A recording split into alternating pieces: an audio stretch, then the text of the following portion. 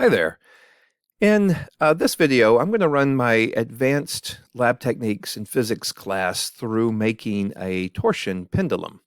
And we're going to make all parts of this, but what we're going to focus on today is this torsion bar here. And a torsion pendulum is something you can buy. You can certainly buy a manufactured torsion pendulum setup. It's pretty expensive. Most people don't. And so I'm just going to show you how you can make it yourself with simple 3D printed parts. And what it consists of is this bar here will be clamped down nice and solid and firm. We 3D print this little guy here. And these two mate together with some 440 screws in the back. We can put a mirror here to shine a laser beam onto it and see the angle across the room on the wall. And then we have this metal rod here that goes through the mounting block, and attached to the end of the metal rod are two brass weights. So with these two holes up here clamped down, we can grab and gently pull, torque this mass, let it go, and it will rock back and forth, sort of like a pendulum does a vertical swing. This will be a horizontal swing. That 3 here indicates the height or the length of the pendulum bar, of the torsion bar, that is not behind the clamp. So this part up here, this T part, the top of the T, will be under a clamp. And this down here, of course, is under a clamp. And so you can see if I click on this and if I click on this face, that the parallel distance between those is 30 millimeters, which is 3 centimeters. And that's what that 3 stands for. So let's get into making this. We're going to make it in Onshape. Onshape is a great free online CAD development software that you don't have to install anything. It's super robust. I love it. I think it's the best thing on the market right now. And I just think it's the cat's meow. So I'm assuming that you will have signed up for Onshape and gone through these short tutorials here, getting started. Links to these videos of mine will be in the description. But sign up for a free or an education plan. They're both free. Set your preferences, and then if you wanted to go through these 2 quick tutorials on how to make a block, you can do that. But I'm going to assume that maybe you don't do those, and so I'll walk you through the steps. So here we go. Let's get started. So you're going to open up Onshape. For me, I've created a folder called Physics Stuff, and I can create a folder like this if you wanted to create your own. But you may not want to do that. You can just go to Create Document. This is going to create a new Onshape document. I'm going to label this torsion bar, and I'm going to put my name. Students, you're going to share your folders with me, and I'll be able to see all your work. So if you'll label it so that when I'm up here, I don't have to kind of guess whose work I'm looking at. Name it something like that. So I create it. And this is the beginning world. We have a top plane, a right plane, and a bottom plane. And oh, I just realized that I did not show you the 2D sketch. So hang on one second. I'm going to pause this video and pull up the 2D sketch. Okay, well, here's the 2D sketch of what we're going to build. And this is a top view of our little bar. This is an exploded 3D view. And this square here, this rectangle, is the right view. It's the view from the right. We often have the top view, the front view, and the right view on a drawing, but here, well, all we need is the top view and the right view. And we can see a few things here. We can see that this top head is going to be 21 millimeters by 13 millimeters. And how do we know what these units are, right? As a physics teacher, we should put units on, but in engineering, in engineering drawings, we don't have to put units here because the units are listed here in the title bar. So our lengths will be millimeters and our mass will be grams. Sticking on the title bar, we can see the name of it here. We've got a little description of the part, the materials, PLA, which has a particular density, And then once we design our piece, we should be able to see a mass of 1.987 with some small tolerance here. And if we do, whenever we do finish our drawing and it's not the same mass, then we know we've made a mistake someplace.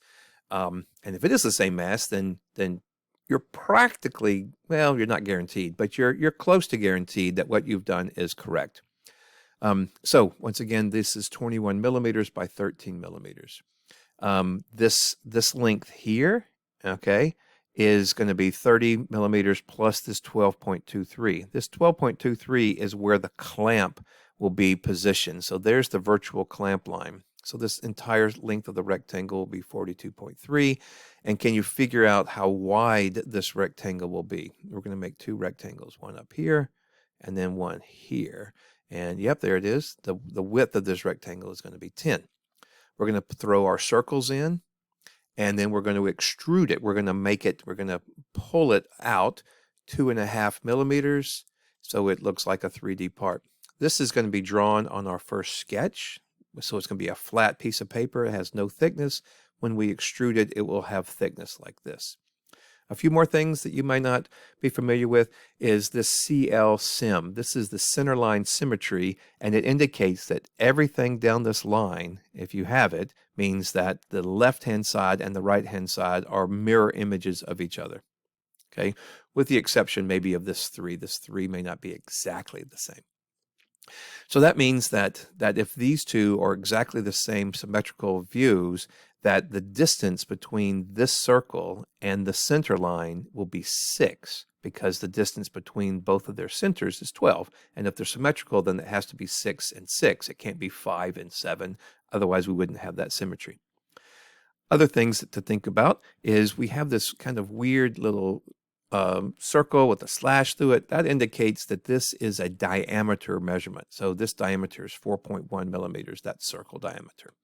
This R3 is a fillet, and we'll put those on at the end, but this R3 is a curve here with that is whose radius is 3 millimeters, and we'll put this fillet in 4 places, and there's 1, there's 2, there's 3, there's 4. So we're going to make a rectangle with sharp edges, and then at the end we'll fillet it like so. Anything else? Sometimes you'll see measurements in parentheses like this, and that means that this is an unnecessary measurement. We don't need this measurement. For example, 42.3 is this distance 30 plus 12.3. And this distance 55.3 would be this 30 plus this 12.3 plus this 13. And so there are other ways to find this measurement, but there they are. Okay, I think that's good. We might have to come back to this, but that's okay. All right. So we've created our document. This is the front plane, which we're really not going to use. We're going to use the top plane mostly here. And that's what we're going to design, design on. But before we do that, let's just go up here to the hamburger, make sure that we're in the right workspace units. And if you aren't in millimeters, go ahead and change it to millimeters now. And if you are not in grams, go ahead and change it to grams now. Press the green check, and now we're good to go.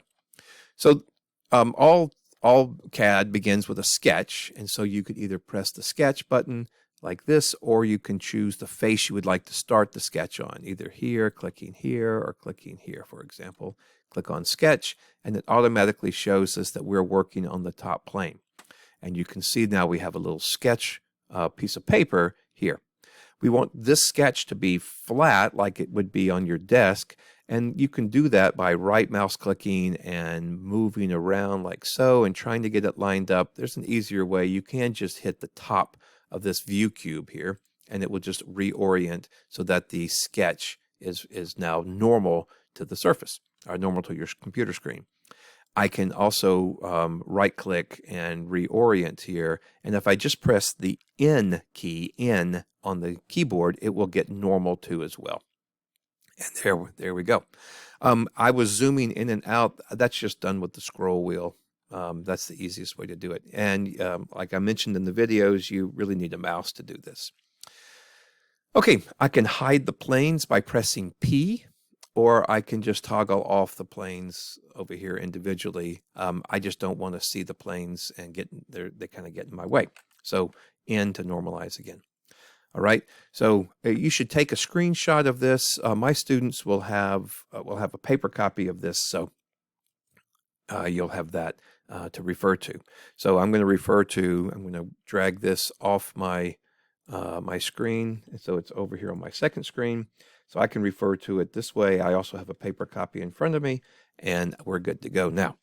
So we're going to use the symmetry of the part, and we're going to put our first rectangle around this origin. Okay, that's going to lock us into that origin. So I'm going to come up here and choose this little rectangle tool, but I'm not going to choose the corner rectangle. I want to choose center point rectangle, and I want to base this off of the origin. Another way to do this is just to press the R key. R will toggle off and on that center point rectangle tool. So now I click on that origin and I drag out. I'm not holding down the mouse button. I click and then I just move my mouse out some arbitrary amount, and then I'm going to left click to lock that in, or to set that size.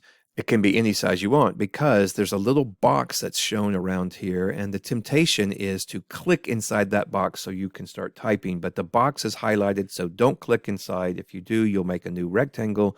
So all we want to do here is click 21, because that's the width of our top little part of our torsion bar. So I'm going to hit enter, and then you'll see automatically the vertical side of the rectangle gets highlighted, and that is dimension 13. So I type 13, hit enter, and now boom, there we are. I'm going to press escape to get out of that rectangle or tool, and then I'm going to just grab these dimensions and kind of readjust them, maybe zoom in a little bit so I can see. The object is black, which means it's fully constrained. And if we made it over here, for example, 21 and 13, if I press escape, now I can then grab this, and we can see that this box can be moved. I can move an edge even and move it around. This box here, because it's black, I'm trying to grab and drag, and it will not move. It's fully constrained, and so that's what we want. We want all black drawings there. So I'm going to highlight this blue one and just delete it with the keyboard press. I'm going to make a new rectangle, R, and I want it to be symmetrical to the center. So I'm going to come down here, and you can see there's a little yellow line that tells me that it is directly below that center point. And there's a little icon to the bottom right that's a little vertical line. That tells me that I am vertical to that line. If I come over here, you'll see it's a horizontal line. That's a constraint icon that tells me I'm horizontal too. So I want to be vertical too, so I'm just going to come down some arbitrary distance, click, drag out a little bit, and I'm going to drag up to here until these two rectangles meet. And you can see that that bottom edge of that black rectangle turns yellow when the bottom rectangle touches it, and the icon changes to a little, what we call a coincident icon. It looks like a little pickaxe, two little lines with a dot in between. So I'm going to click on that box there, boom. And as we mentioned before, I'm going to move my mouse down here just so this box down here gets the focus. And as we mentioned before, this is 10 millimeters. And we look back at our graph, at our sheet, and we know it's 42.3, but I'm not going to put a dimension in this right now. I'm going to show you what we're going to do instead. So I'm done with this. I'm going to press escape. And just so you can see, I've got a little blue dot there and a blue bar here. And that means that I can change this height of that rectangle. And if we come back to our 2D drawing, just to take a look, it's going to be nice because what we want to do in the lab is we want to make a lot of these. We want to make, this is a 3 centimeter one. We want to make 5 and 6 and 7 and 8 and 9. We want to make torsion bars of different distances. It's going to be easy if we just change this number right here, 30 millimeters, 50 millimeters, 70 millimeters, whatever. Or you could do this over here. You could do 30 plus 12.3 or 40 plus 12.3 to get this number. But I think it's easier if we just change this number. And let me show you how that's done. notice that there's going to be, we're going to put a construction line 12.3 up, and then we can measure based on that to the distance, to the size of our twisty torsion bar. So to do that, we press the line tool, so we can grab it up here, grab the line tool, or press L for the line tool. I'm not back on my screen. So now if I press L, there it is. I'm going to come here. I'm going to click on this edge, and oops, I forgot to make it a construction line. If you press the Q, toggle the Q button on your keyboard, you'll see that the construction line gets toggled, and we want a construction line. So we're going to come out here. I want to be horizontal. I want it to be a flat line, and I want it to connect to this side here. So you can see my two icons. There's the coincident icon, and there's the horizontal icon. If we do it down like this, it's not going to be horizontal, so make sure it's nice and horizontal like so. Boom. Okay. Then I can press escape to escape that line tool, and we're done there. If, by the way, I'm going to go back and redo it. This is just a trial. If, by the way, you do it like this and it's not horizontal, you can just press the H key, which opens up the horizontal, or invokes the horizontal constraint, and then you can just press this and it will be horizontal. Okay, so I'm just going to highlight that line and then press delete to delete it. I want this to be dimensioned to be 12.3 millimeters, and that is done with the dimension tool like this, or I can just toggle that on and off with the D. D is in delta or dimension. So I want to click on this line, I want to click on this line, and these two distances between these two parts are going to be 12.3. Done. Okay, so it's part of it is black now, but we can still stretch it and make it smaller. And now I can press the D command once again if you're not still in it, and click on these two lines, and I want to make this be exactly 30. Now everything is completely constrained. It's all black, and I don't have a little blue little danger icon over here. Okay, so the next thing we're going to do is we're going to come down here to this bottom part, and we're going to put circles in, and the circles are going to be through holes that we're going to mount our mounting block to. And those circles are 3.3 millimeters. They're separated by 6 millimeters in between their centers. They are centered along the symmetric center line. And if we look right here, it is 1 millimeter. Where are you? Come on. It is the bottom of the bottom circle is 1 millimeter from the bottom of the bar. Alrighty. So let's go back here. So let's make that now. So as you might guess, the circle is right up here, or you can press C for the circle command. Oh, I got to be back on the window. C for circle. And I'm going to hover over this midpoint icon. You can see that it becomes midpoint icon right there. If I hover up like this, you can see that I'm right above the midpoint icon, and I want to make one circle here. And it's 3.3, so I just type 3.3. The box is already highlighted for us. I hit enter, and I'm going to make a second one right above the midpoint or right below this circle here, either one. And this needs to be 3.3 as well. Okay. Press D for the dimension tool. Grab these 2 points here and here, and the separation we saw was 6, so I want that to happen. And then lastly, I want the dimension between the bottom of this circle, so I'm just going to click near the bottom here and click on this bar here. That dimension was 1. And now those two circles rather, are now fully constrained. Okay. I'm going to zoom out and then zoom into this, where we're going to make our last set of circles. Let's move back over to the drawing. And let's see here. Yep, there we go. So we want our two circles here to be 4.1 diameter, separated by 12, like so. And we know that it's going to be right along the center of this, because we're told that it comes down 6.5, but we're also told that this rectangle is 13 and 6.5 is half of 13, so it's through the midpoint of that rectangle. So here we go, let's make that.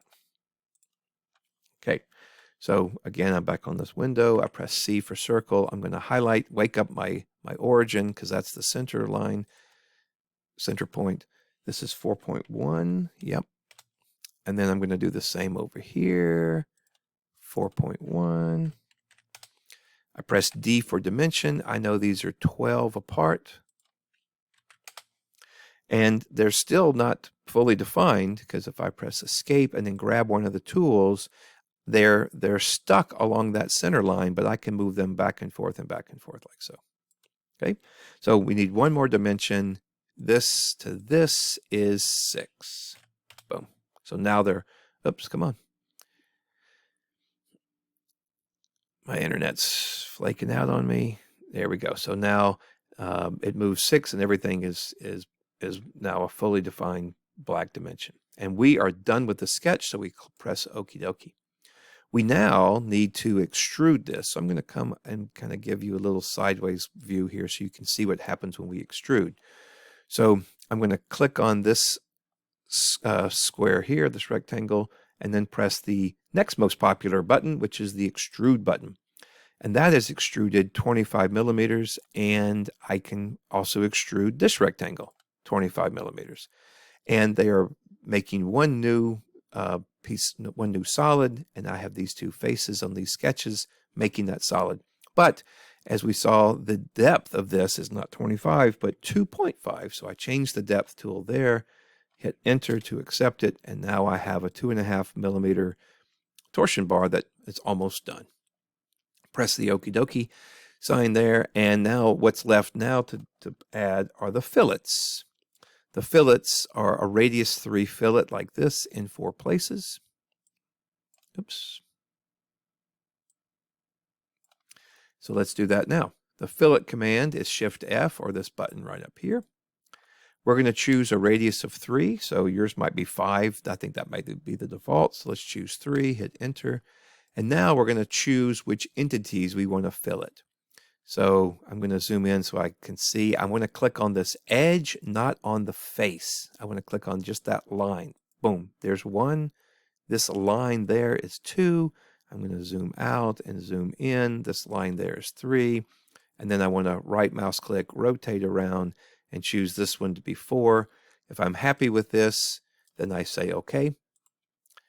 And we're almost done.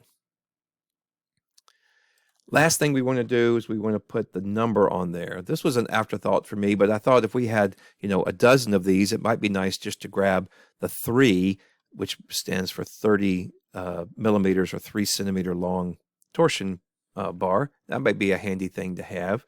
So let's add the 3, and I didn't mention that it is the width of that, or the height of that, is going to be 5. We're going to rotate it. And the text is Roboto slab, and we're going to make it bold.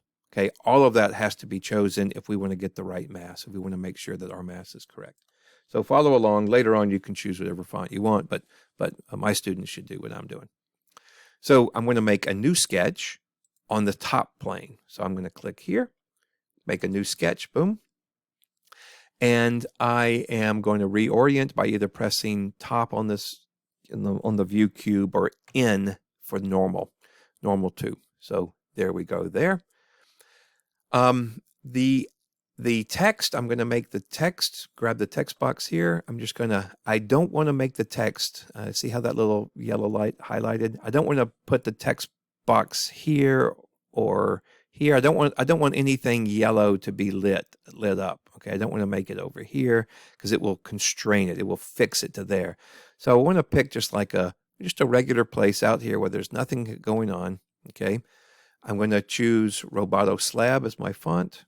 I want to make sure it's bold, and then the default text is just the number. The default text is just the number 3. So I'll press OK, and there's the 3 there. And the height of this, we know we want it to be 5. So I'll press the dimension button, or press D, click on that line there, which is the height of that letter or that number, press 5, hit enter, and now it is 5. Perfect. Okay. I want to then make, I want to transform this. I want to rotate this 390 degrees. And so that transform tool is hidden under this little menu menu here. Linear pattern is the default, circular pattern, and the third one down is transform. So I'm going to click transform. I'm going to highlight my 3. And when I zoom in a little bit, you can see what the transform tool is made of. It's made of several little things. It's got a up and down arrow, or an up arrow, a right arrow. It's got a triangle that scales it, that changes the scale. It's got a square box where we can move, and we got this little circle here. All we want to do today is grab this guy, which is the coolest of the tools, of the transform tools, and we want to rotate this down to 90 degrees. If you can't get it just exactly right, you can just click anywhere and then type 90, hit enter, and then it's asking us to click on our left mouse button to accept it, and now we click left mouse button, and now it's accepted it. It's been moved over. We want to put this right in the very center.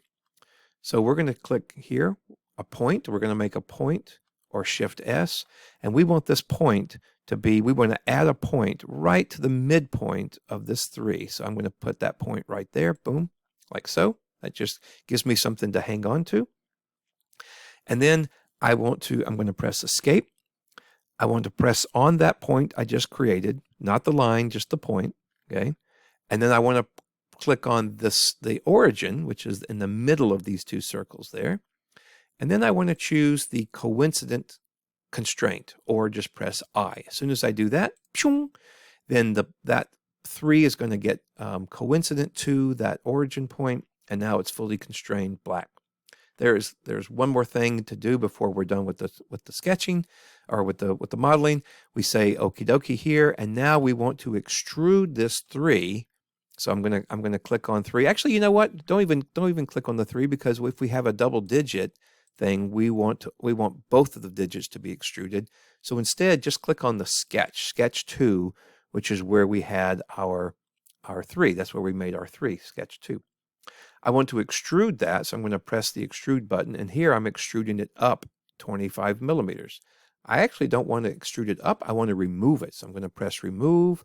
I'm going to change blind to through all. It's going to go through all of it, and then boom, check. Now we're done with our model. What we'd like to do, though, is we'd like to tell it that this is PLA. The PLA is the filament that we use in our 3D printers, and some of our 3D printers, and that's what we're going to use to make this part. So let's click on the part here. Let's go to Assign Material. Mine has this material library, which is my personal one. I'm going to choose Onshape Material Library, which is what you will have if you have a just a default account. I'm going to choose here, click on here, and I'm going to do a search for PLA. The search feature is not great, but if I scroll down, it will make the list a little bit shorter. Find PLA, and notice that this density is 1.250 grams per cubic millimeter, or 1,250 kilograms per cubic meter. That's what we're looking for. If your density is a little different than mine, your mass is going to be a little different than mine. So we click on that. Press OK, and now we've told it that this is PLA. We come down here to click on the display mass and section properties. So we click here. It's asking us for which part we want to measure. We can click on the part over here. We can just simply click on the part here, and we see that this mass is 1.99. I just realized that in mine I only have it down to 2 decimals. If you hover over it, you can see it down to more decimal places. So I'm going to fix that right now. I should have done this at the beginning. Click on the hamburger, workspace units. My millimeter is to 3 decimal points, but my gram is only to 2. So I'm going to increase that to 3 decimal points. Say okie dokie. Let's do that one more time. There it is, 1.987. If we look back on our little title bar here on our 2D drawing, we see, oh my gosh, wrong one. There you go. So we see that this guy here is 1.987, 1.987. We are fairly guaranteed that we did this correctly. Just for giggles, we can also look at the center of mass. And that way, if the mass is correct and your center of mass matches mine, then we know it is absolutely correct. So this little symbol here marks the center of mass of our part, and the X center of mass is off by a little bit. I'm assuming the 3 is not perfectly symmetrical. The Y is negative 17.235, and the Z is right in the middle at 1.25, right in the middle of the bar. So if your center of mass looks like mine and your mass looks like mine, then you absolutely got this correct, and it's time to print this. To print, it's super, oh, maybe you want to change the color. Is that what I'm hearing y'all scream at me? Okay, so we change edit appearance. We click on the part, go up to edit appearance. Let me do that again. Right click on the part, go to edit appearance, choose the color you want, press OK. You can choose whatever color you'd like. All right, so now it's time to print this. So what we're going to do is we're going to right click on part. We're going to go to export, and we're going to choose STL as our export format, binary, millimeter, fine, download, and then the name of our part. Okay, so what you could do over here is we could cancel this and change the name of our part here to rename. Let's call it torsion bar, and how about we just call this bar, and then Chris, just so if we have a whole bunch of these. Oh, even better, bar 30 Chris. And so this is the torsion bar. It's 30 millimeters long, 3 centimeters long, and I'm the one who made it. And then down here we can change the part studio. We could rename this torsion. Just torsion bar or something. Just torsion is fine. So now whenever we go to export here, we now see torsion bar 30 Chris. Now when we export it, we know how big it is and we know who made it. So we can export that, and that will go into our downloads. We can throw that into our 3D printer. One last thing before we go is the next person might want to make this a 5. We don't want to have 20 little 3 centimeter torsion bars, so we want to have 3 and 5 and 7 and 9 and whatever. So we can come back into the sketch here, into sketch number 1, N for normal, and we can change this from 30 to 50. Okay, now it's 50. We press OK, and everything will change except for this text box here. We're going to have to open up sketch number 2 to come up here and change the text. So I'm going to right click on the text, edit text, change the 3 to a 5, and say OK. And now press OK, and now we're good to go. We can export that and print it. One more test here. Let's just see if we can change this to a double-digit number and see if it extrudes. Say it's 10. Hey, look at that. Because the extrude used the entire face of the sketch number 2, it will extrude everything there. Now the 10, when you extrude it, it looks really good now, but this piece right here will not print. It's just going to be a big hole, and I think that's okay. If you would like to, you can right click on the edit text here, go up here and choose where is it? Stencil. You can choose Alberta Stencil, say OK, and then now that little hole on the 10 will stay. And in hindsight, I probably should have chosen that, but my drawings are already made up for the Roboto slab, so I'm just gonna get that, undo that, and just live with the big gaping hole there, which is fine. It's going to be hidden behind the pendulum clamp anyway, so it's going to be good. All right. Well, sorry that took so long, but that is how one makes the torsion bar and changes things and exports things. And that's it. Oh, I see that you might be confused why we have 2 of these. That is because we have this floating mass here, and if we want to get rid of it, we can just click on bar Chris and get rid of it, or we can just hide it like so. And that's what it would look like when it's printed.